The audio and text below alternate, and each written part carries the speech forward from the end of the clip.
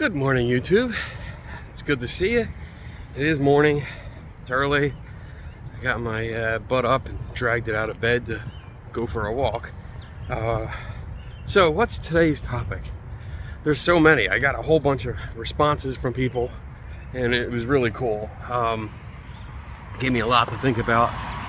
I think today we're going to talk about where the origins of some haunted buildings come from.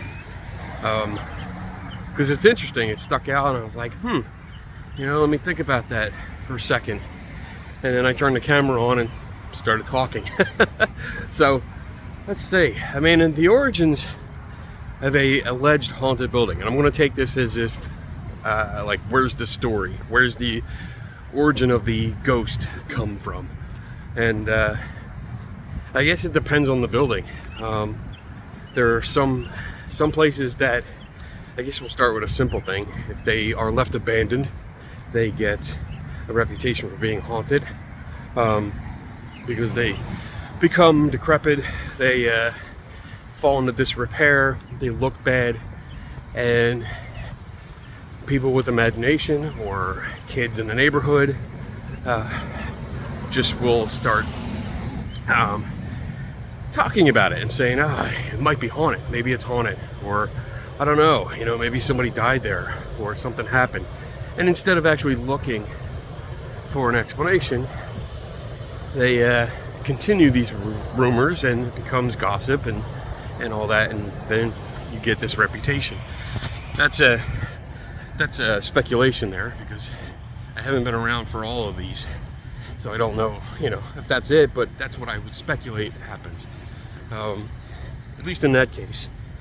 Then there's, you can go a little bit further and say that when, like in the 80s and 90s, even earlier, when books started coming out about regional ghost stories, and I think it was a popular time in the 70s, 80s, 90s, and you still have it today, not as much, but you still have it today where regional ghost story books are popular. So authors would collect stories, and many of them didn't fact check them. Some of them, like, you don't see any references, you don't see any citations to newspaper articles or records or anything like that. It's usually just hearsay, and that spreads the reputation of a place, because other people that are interested will buy the book, read the story, and go, oh, that's near me. That's a place I can go, because it's only like a 10-minute drive or something like that, so I can go there. And then, of course, that builds the reputation, because the more people that show up, the more they're going to talk about it, they're going to tell their friends, and the story gets online, and it grows the reputation. So to add on to that, you have the evergreen game of telephone. So basically, it's you tell a story, people embellish, people add their own twist to it. The story grows over time, and you have either people filling in the gaps of what they don't know, because like someone like me, if I ask a question like, well, where did the ghost come from? And if the storyteller doesn't know, many times they make up the answer. It's human habit to want to have the right information. It's a human nature in order to just say, to not look like you don't know. Especially when you have the spotlight on you. So you're talking about the story, the spotlight's on you, and somebody asks a question that kind of makes you feel awkward. And it's like, oh shit, in order to get out of that awkward feeling, humans have a tendency to make shit up. So they add elements to the story. I don't know what that was. Or they embellish the story, or they embellish the dramatic retelling of the story. So basically, and I've covered this before. I know I've said this many times.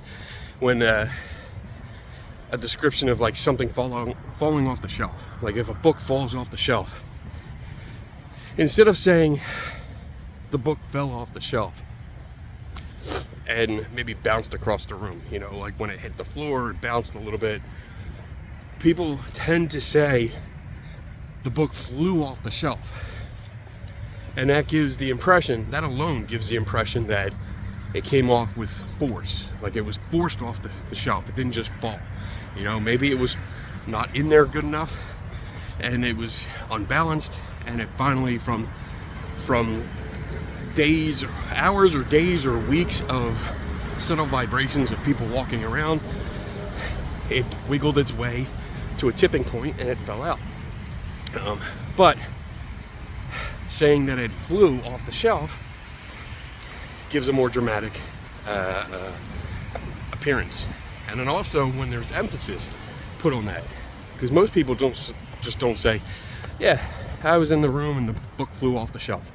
No. They say, I was in the room and the book flew off the shelf. That was a good acting thing.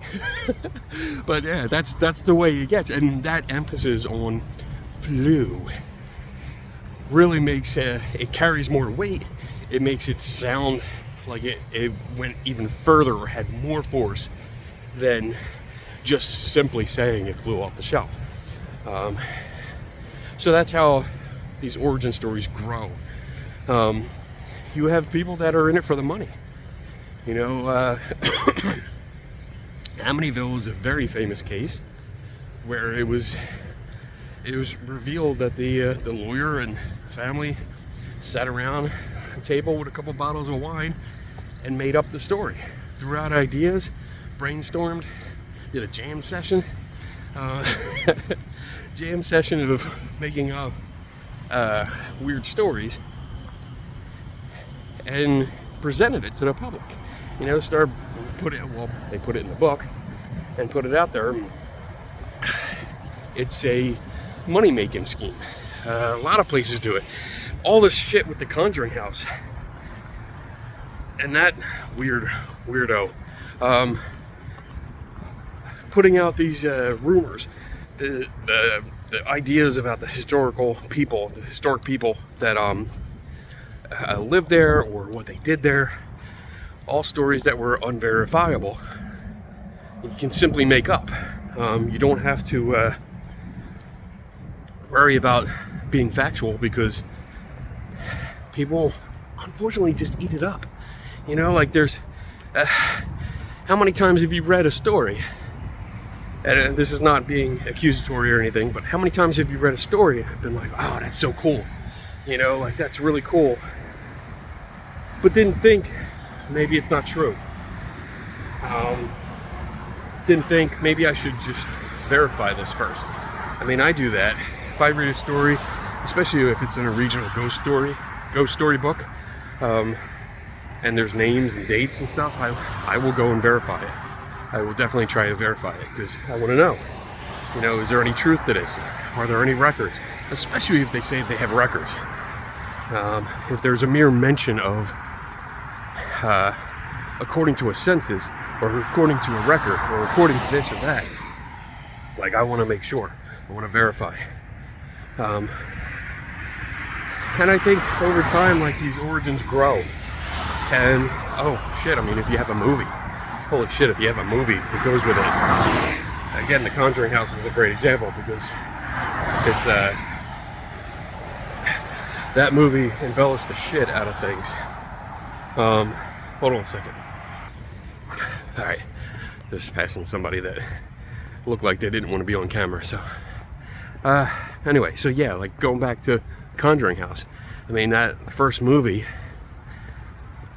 just played up the idea of Bathsheba Sherman and just ruined her reputation. Like, that was the books by Andrea Perron were damaging to begin with. Like, they did the initial damage by just bad research, horrible research, no verification, and just shitty storytelling. I mean, those books are horrible.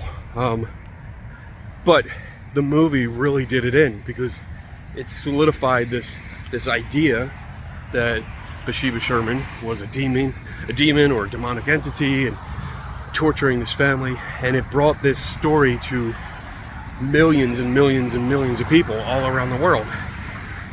So the origin of the house got distorted, embellished, but accepted by so many people. I mean, look how many people would go there and rent the place for a night, even at the high prices that eventually happened. You know, people were still paying that much and making more videos, and that's another thing. Like, the origins get skewed and embellished and changed up by YouTube videos of YouTubers that go there and do the same thing. They don't do their due diligence. They don't bother to, how do I want to say it? They don't put emphasis on historical accuracy. They are in there for jump scares. They are in there for anything that's weird and can immediately be explained by themselves, or even if it can, like so many videos that we've seen, I know you guys have seen them too, where YouTubers go into a place, something happens, and the explanation is right in front of them, and they ignore it. And I can't say for sure if they willfully ignore it, but that's what it looks like. And when you're willfully ignoring an explanation like that, that means you are actively spreading misinformation. And you're doing a disservice to your audience, and you're treating your audience like idiots who will believe anything. And sadly, some of them are. But yeah, I think that covers a lot of the origins of these haunted buildings. And remember, it's like some of these places, like Amityville, Enfield, the Smurl haunting, the Devil Made Me Do It haunting. These big cases happened in the 70s and 80s when there was no internet. The internet has made everything so accessible, made information so accessible, so we can fact check things so much faster now. But back then, oh God, that sun, it's killing me, giving me a headache. I'm gonna turn around. Back in the 70s and 80s, you didn't have that luxury. Someone would have to travel to the site. They'd have to go to the historical society that's in the area. They'd have to comb through newspaper archives in order to find any information. They'd have to go to county clerk's office to find information about the house, the previous owners. So much stuff. Go to the police station, see if there was police reports. Nowadays, I can do all that from my office. You know, I can sit down and I can make requests for police reports, have them sent to me. I can search county records and see who owns stuff. I can search Zillow and see a history of the house. We can verify stories. We can verify census records, all from the comfort of my office chair, which is pretty cool. I like my office chair. And back then, when these origins were being created, originally when the origins were originally created, that's fun to say. None of this was a thing.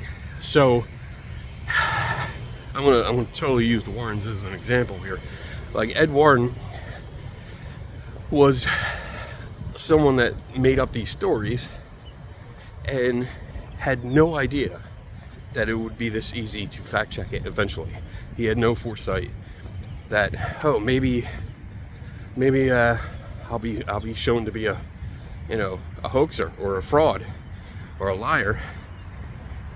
Ding ding ding. About these things, because nobody can check it. And fast forward 20, 30 years later, 40 years later, and within an hour we can find all the information that shows that they were making stories up, they weren't helping the family, they changed their stories several times. That's a good point too, changing the story. As things evolve, actually I can use the example of Mothman. the original witness, I forget her name. There were 4 people in the car for the original witnessing of the Mothman, and one woman was she was the main witness that I want to say definitely craved the spotlight. Definitely made sure that she was the one that was being interviewed, and always dressed in her Sunday best, makeup all done, and was definitely in the spotlight a lot. She was interviewed a lot, and if you read through the interviews, you can see over time they change. The details change.